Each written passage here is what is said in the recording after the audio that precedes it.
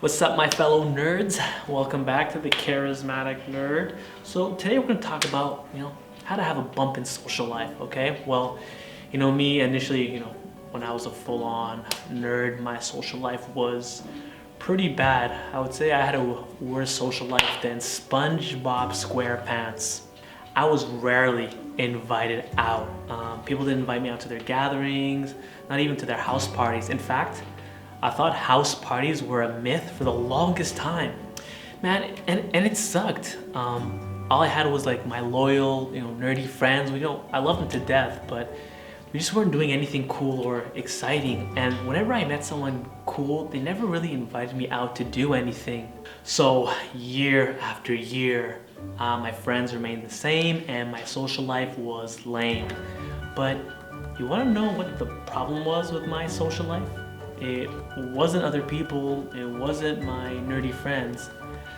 The problem was with me. You see, the problem was I let my social life be dependent on others instead of me taking the initiative.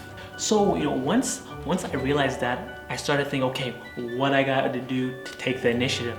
So I started figuring out, what is it that I like to do?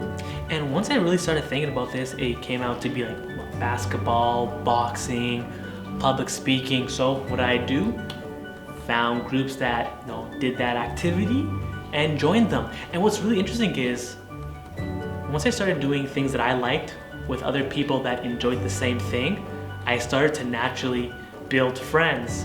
And then my social circle naturally grew in size. And as this was happening, what I started to do to take even more initiative is, whenever I would meet someone new, I would invite them out to take part in those activities with me and the groups that I was a part of.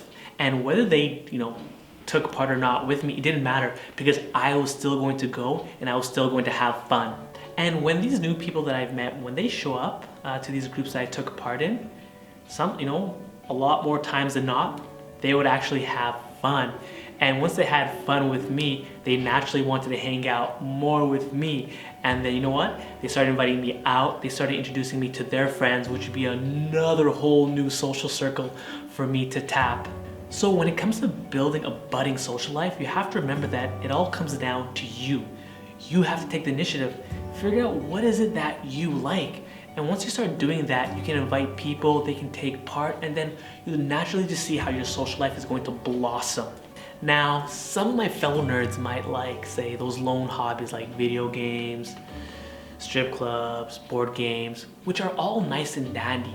But if you want to build a thriving social life, you have to start thinking more about social hobbies. Well, some of you I know say genuinely dislike humans or are socially awkward.